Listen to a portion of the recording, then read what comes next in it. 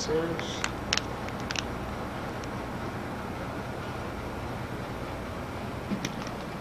Civil War hats. Right there. As you see, they varied considerably.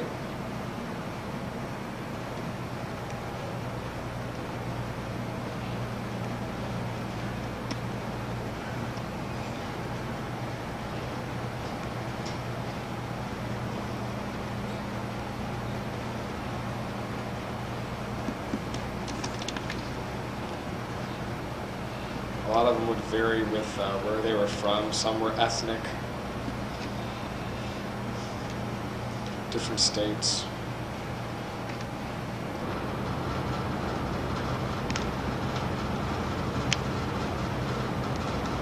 It's not the same movie.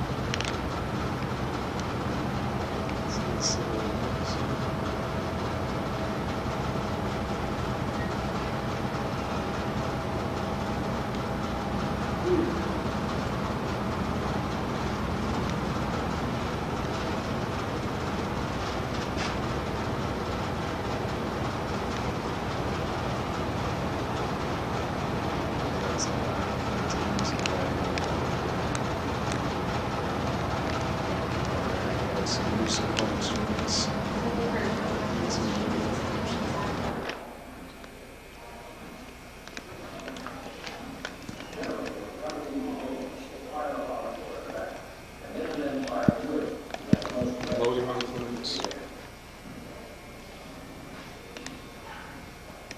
For cannon.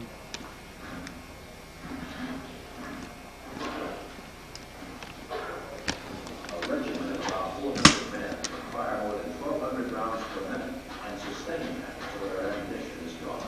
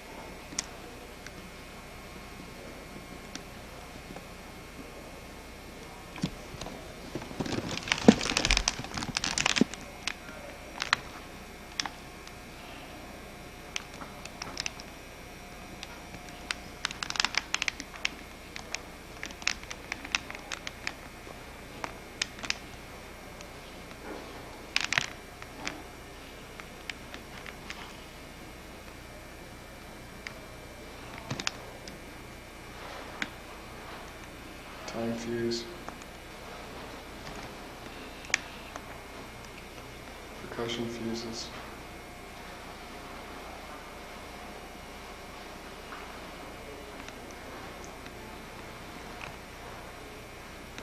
Smart plays. Little mortars. Desk. General Sherman's tripod and telescope. This is interesting.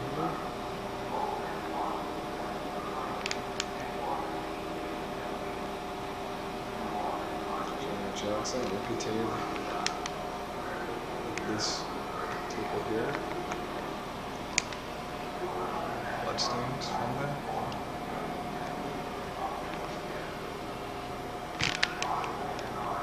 Shot. Times a little ago. This seems to be the litter he would carry. Of course, Dan's been saying when this happened, Reese said Jackson lost his left arm, but I have lost my right arm. This is General Warren's tripod and telescope. General Warren, his fast action on the second day saved the Union line and probably the Union victory at Little Round Top when he saw what the Confederate was up to and rushed to defend. Little Round Top. Little Round Top was a hill in which the Confederates would have hegemony, and be able to look over the battlefield and fire their cannons on all the Union positions. The saddle which Abraham Lincoln rode to Gettysburg on.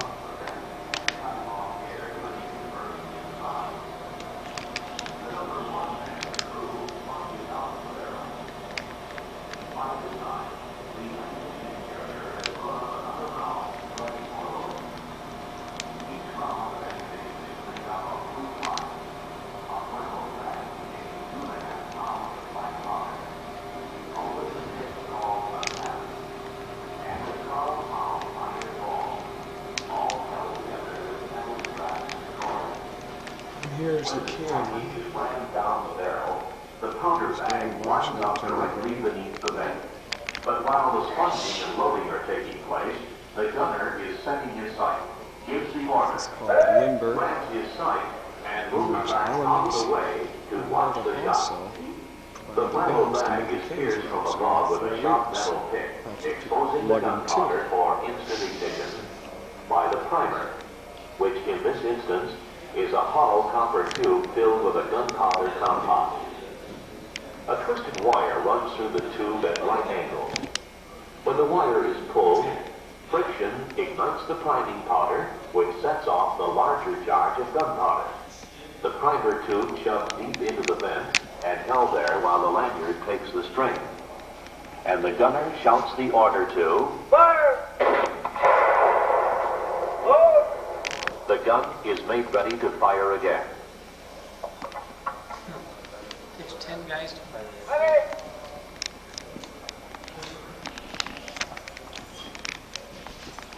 10-minute fight. Fire!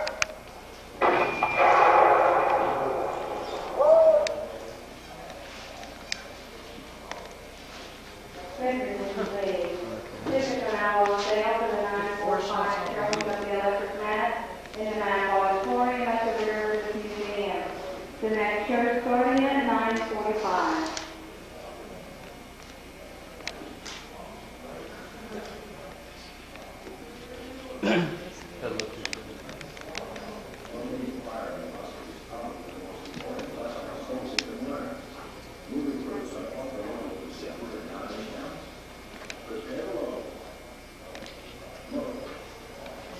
It was these boxes that the Confederate, when they were firing their cannons a little bit too far before Pickett's charge, they'd hit some of these canister boxes and inflict more damage than they would if they hit the actual lines, because it would blow up many a shot. This is the light 12-pounder model 1857 cannon, nicknamed the Napoleon for the man who pushed its development, Emperor Napoleon III of France.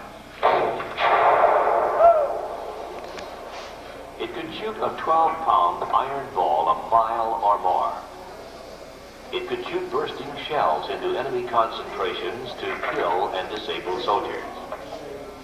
It could fire canisters, tin cans filled with solid iron balls, into charging soldiers at point-blank range.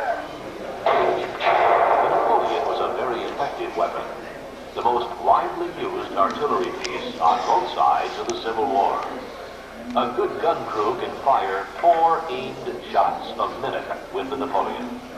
But it takes, under ideal conditions, 10 men to do it. 2 men, the highest ranking, are full-time observers. One, a commissioned officer, is the chief of section, commanding this gun and one other. The other... Loading and firing a musket is probably the most important lesson the soldier can learn. New recruits are taught the loading procedure in 9 counts. Prepare to load. Load. Handle cartridge. Tear cartridge. Charge cartridge.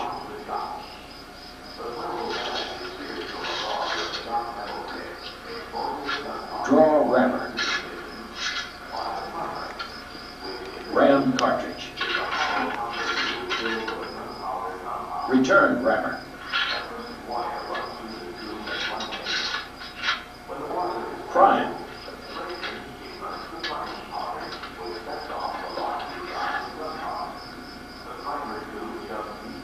shoulder arms.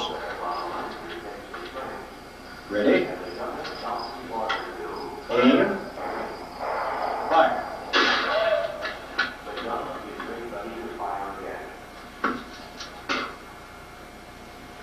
Having the sequence well drilled into the soldier means fewer mistakes and more firepower on the line. A veteran soldier can load and fire 3 aimed shots per minute.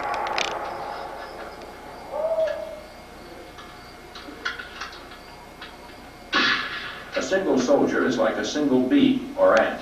They only become really effective in groups. They stand and support each other. Shoulder, fire.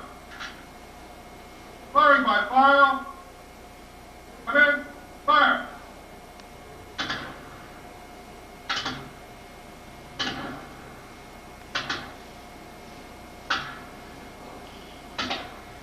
They fire by music.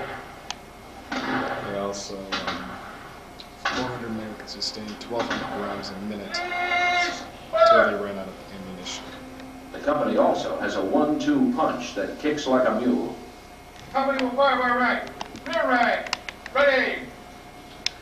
Aim. Fire. Load. Front rank. Ready. Aim. Fire. Load. The company will fire by music. Come in.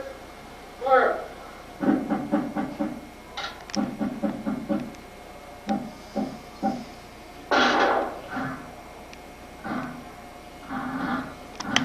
Generally, when coming into engagements, they fire a volley for effect, and then the men fire at will to get the most lead possible into the air.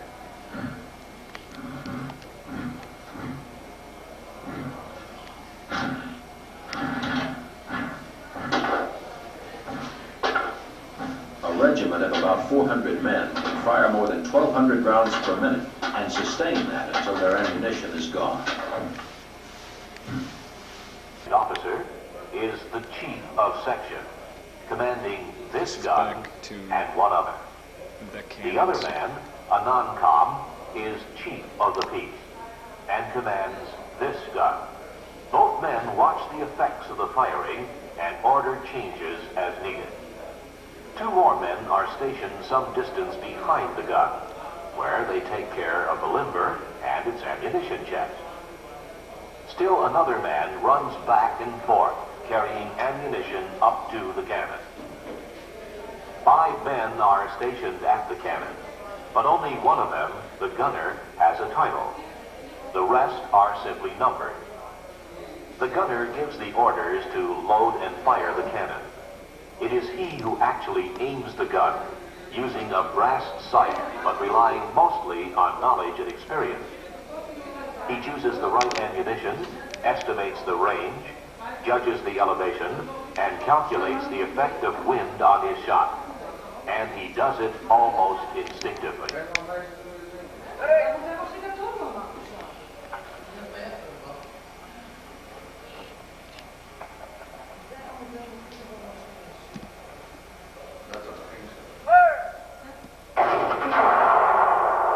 Once fired, the gun has to be cooled off and cleaned out. So, while the number 3 man thumbs the vent, cutting off air to anything burning inside, the number 1 man of the crew sponges out the barrel. By this time, the ammunition carrier has brought up another round ready for loading. Each round of ammunition is made up of 3 parts. A flannel bag containing 2.5 pounds of black powder, a wooden disc called a sabot, and a 12-pound iron ball, all held together with metal straps and cords. When this package is rammed down the barrel, the powder bag winds up directly beneath the vent. But while the sponging and loading are taking place, the gunner is setting his sight, gives the order, grabs his sight, and moves back out of the way to watch the shot. The flannel bag is pierced from above with a sharp metal pick, exposing the gunpowder for instant ignition by the primer, which in this instance is a hollow copper tube filled with a gunpowder compound. A twisted wire runs through the tube at right angles. When the wire is pulled, friction ignites the priming powder, which sets off the larger charge of gunpowder. The primer tube shoved deep into the vent and held there while the lanyard takes the strain. And the gunner shouts the order to fire! Load! The gun is made ready to fire again.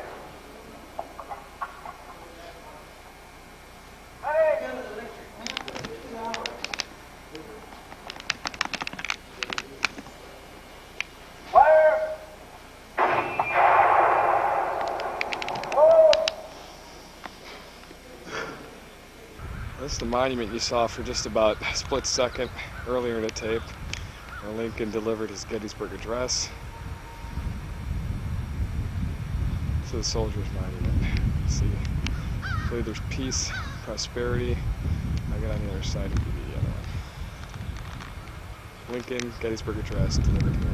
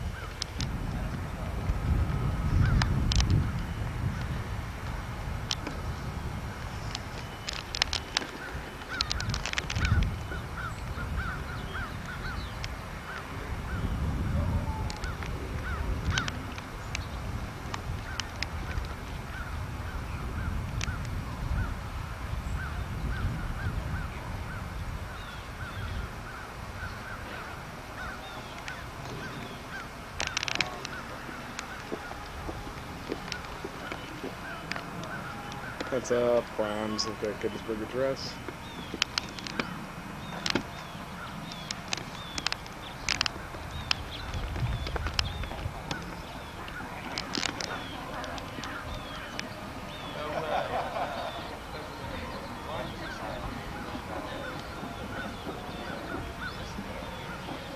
Right here. There's the cemetery right here. National one.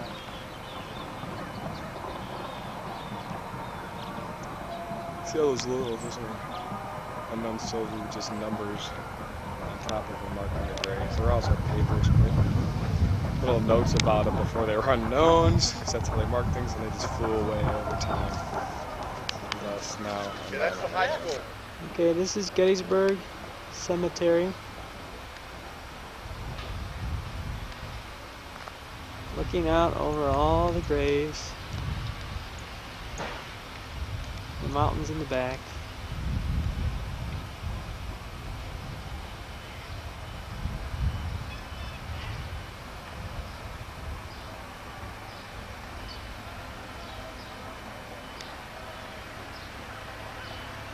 And we'll walk over here. There's Tim and something, I don't know what.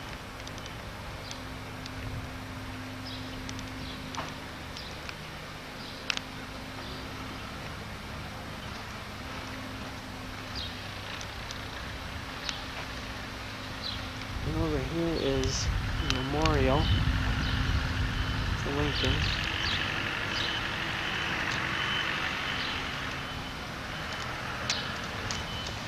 Here they have the Gettysburg Address on one side and the letter that the guy wrote to him to come to speak to make a few appropriate remarks on the other side.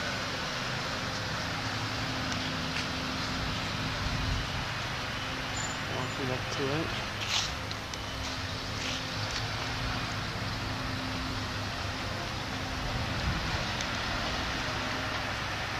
And we have the letter that he wrote to the guy.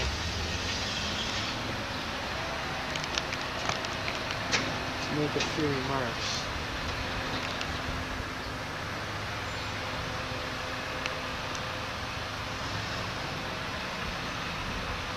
That letter was from?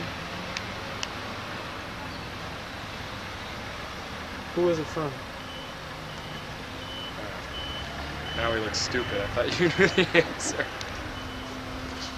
Let's signed at the bottom, I think. That's not signed. That was the governor, wasn't it? See where it says. What does it say about No. We'll get you the answer for few that later. appropriate remarks? And then over here, it's the Gettysburg Address again.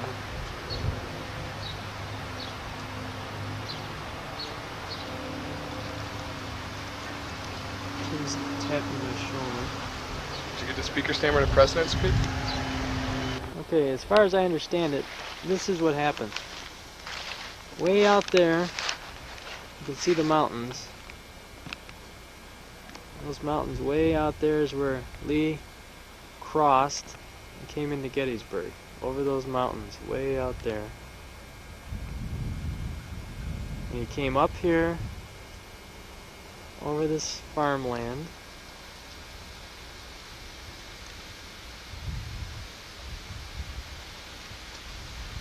Brought all his guys up here.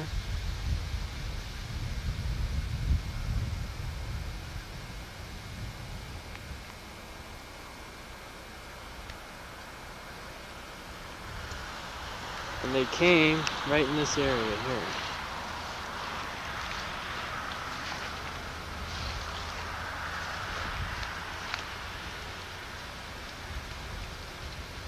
This is where all the guys got ready behind those trees and those cannons for Pickett's charge. Everybody was getting ready down here in this area.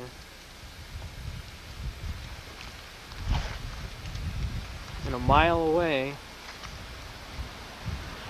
which you'll soon see, were all the Union guys on Cemetery Ridge. This is called Seminary Ridge. That car wasn't here. So when they gave the order, everybody started walking up. And they came through the trees.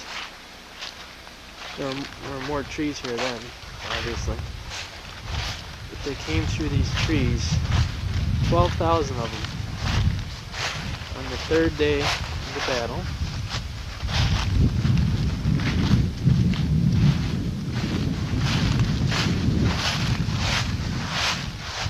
This was all trees up and down here.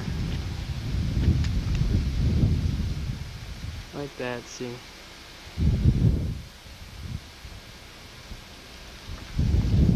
They walked through these trees.